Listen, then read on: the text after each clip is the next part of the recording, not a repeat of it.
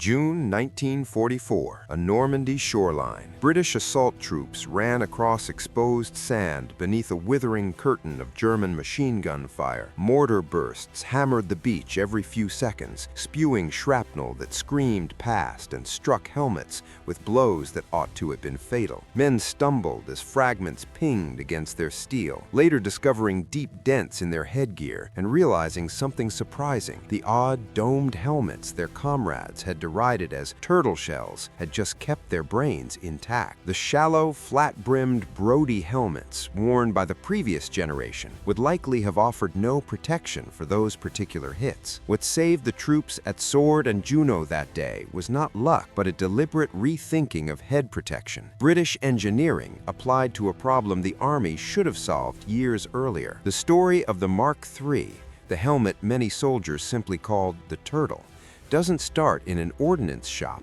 but in a medical research lab, and it begins with a single, uncomfortable question. Why were so many British soldiers fatally wounded in the head by fragments that better design could have stopped? To understand the innovation, you first need to understand what the Mark III replaced. The Brodie helmet, the shallow bowl with the broad brim that became an icon of the First World War Tommy, was designed by John Leopold Brodie and rushed into service in 1915. It was very specifically a solution for static, trench-based warfare. The wide brim deflected shrapnel falling from above.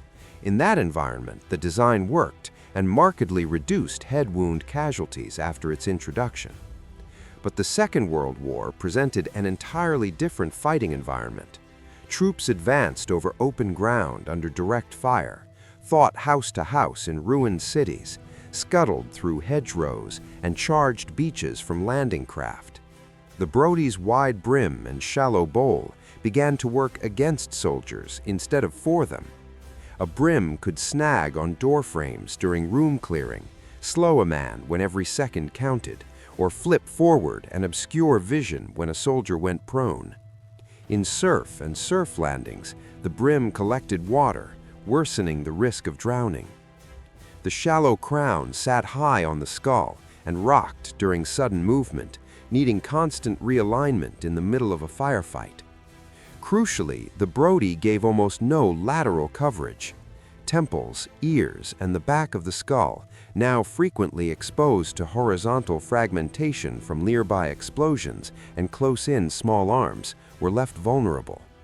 A mortar bursting 20 meters away could hurl fragments roughly parallel to the ground.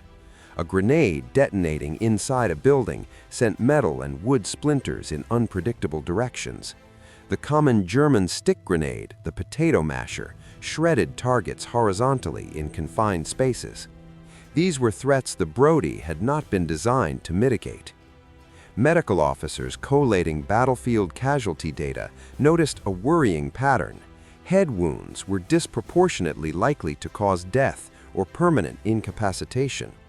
Many such fatalities were caused by fragments striking regions that a deeper, close-fitting helmet might have covered. In the early war years, some raiding units even abandoned helmets entirely for certain missions, opting for a soft cap that didn't hinder movement or hearing, a telling symptom that the standard issue had become worse than no protection for certain tasks. That should have been a red flag. In 1940-41, the Medical Research Council, MRC, took on the problem systematically.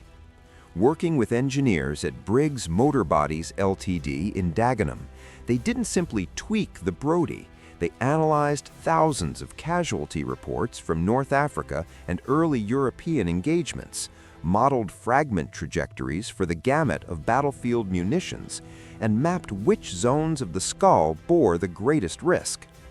Their conclusion overturned long-standing assumptions. The optimal combat helmet for modern war should not be a shallow bowl with a wide brim. It should be a deeper dome that more closely hugs the natural curvature of the human skull. The engineers and medical scientists designed a helmet that wrapped around the head rather than perching on top of it.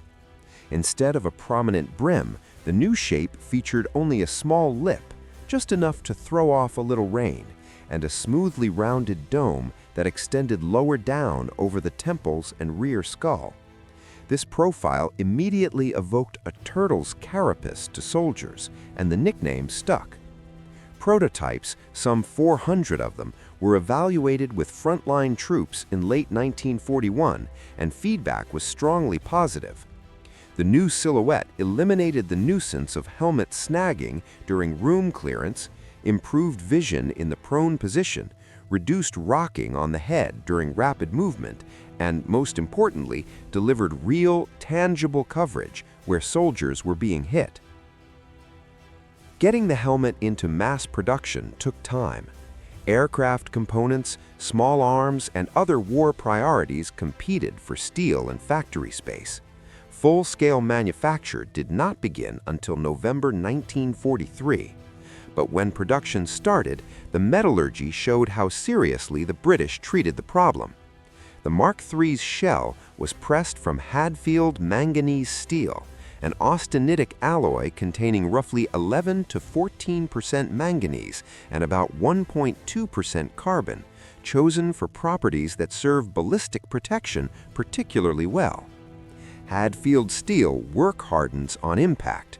The localized strain from a fragment causes the metal to become harder in the impact zone, resisting penetration more effectively than ordinary steel of the same thickness.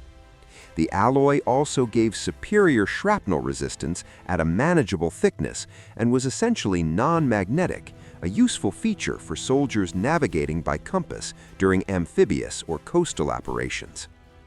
The shell gauge was increased modestly over the Brodie, approximately 1.1 millimeters versus the earlier model's 0.9 millimeters, producing a finished helmet with a liner of about 1.3 kilograms, roughly 200 grams heavier than the older hat.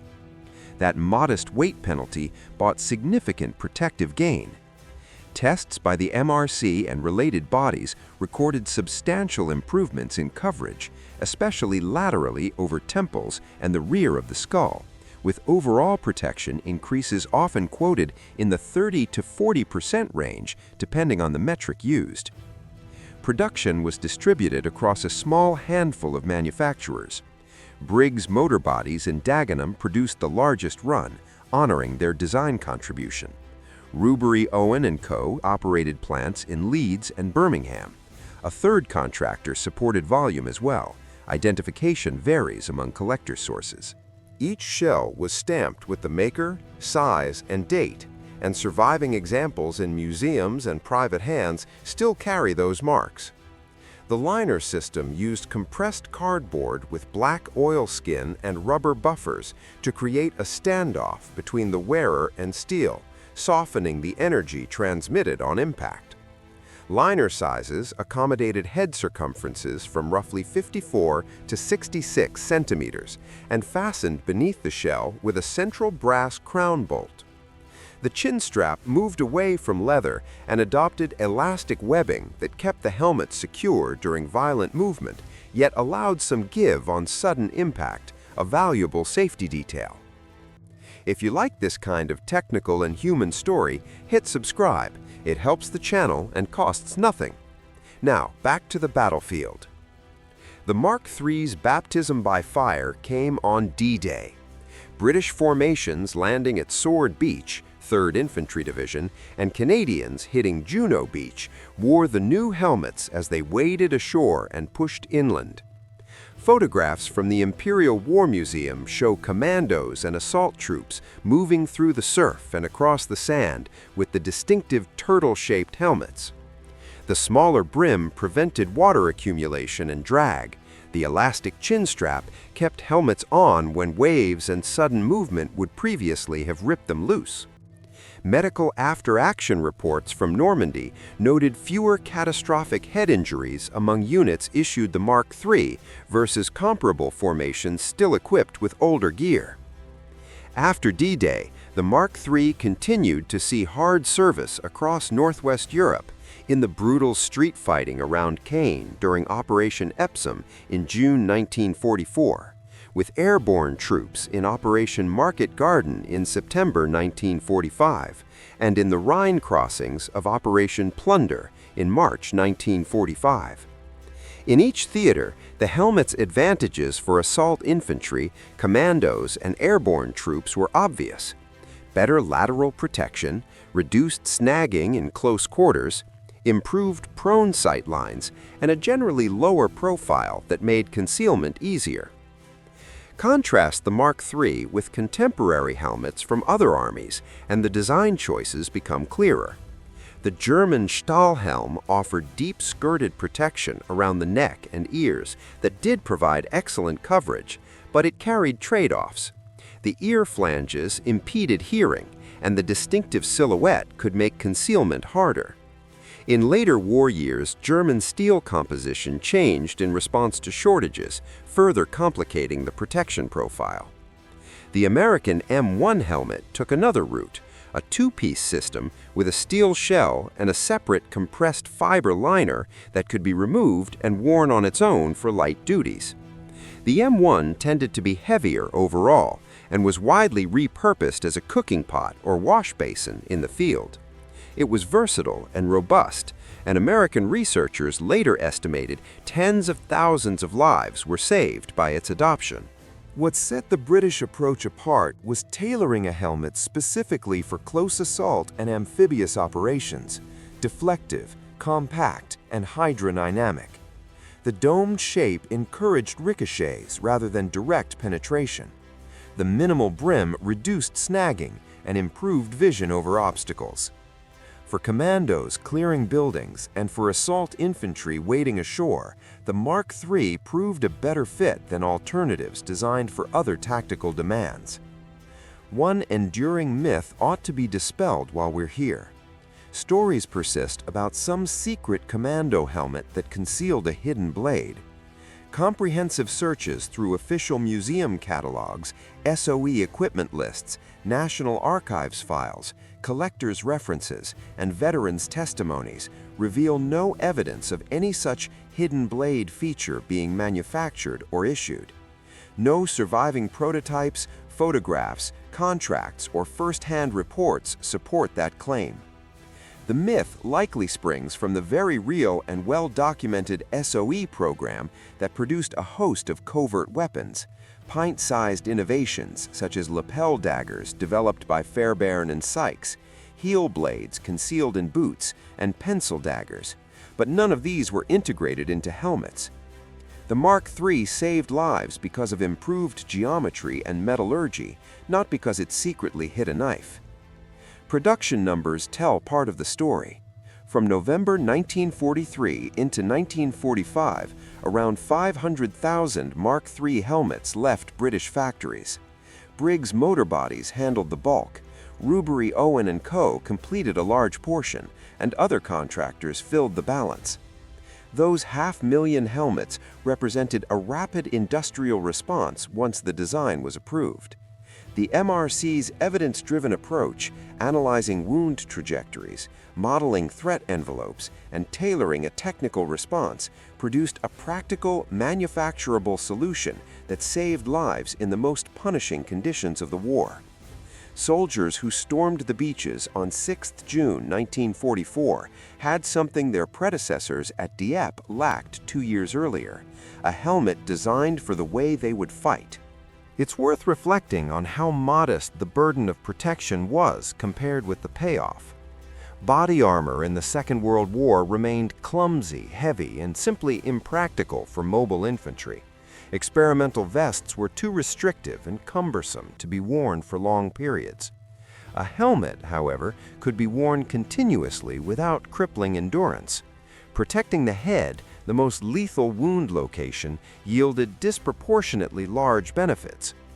The Mark III looked unconventional at first, a silhouette easily mocked in barracks, a turtle among helmets, but the soldiers who wore them understood what mattered. They returned from Normandy with bent shells and stories of hits that would otherwise have been fatal. The Medical Research Council studied the problem. Briggs Motor Bodies manufactured the answer, and British industry produced enough shells in time for the decisive campaign. 500,000 helmets, substantially improved protection metrics, and a design philosophy that endured for generations, those are the measurable outcomes. So, when you see the photographs of men on Sword and Juno pushing through the surf with the low, rounded helmets on their heads, remember that those pieces of stamped steel represented a deliberate solution to a real problem. British engineers refused to accept a design fit for 1915 as good enough for 1944. They analyzed the wound data, identified the vulnerabilities, and manufactured a practical fix, a small increase in weight in exchange for dramatically better chances of survival. The turtle helmet looked odd. Soldiers teased it. But in combat, the geometry and materials mattered more than fashion. The Mark III's legacy endures. Its descendants in composite and advanced fibers still follow the same basic instruction the wartime researchers discovered. Cover the temples, shield the sides, and wrap the dome down over the skull rather than merely sitting a hat on top. Modern helmets may be Kevlar or polyethylene instead of manganese steel, but the silhouette that began on those D-Day beaches lives on in current issue helmets because it worked when lives were on the line.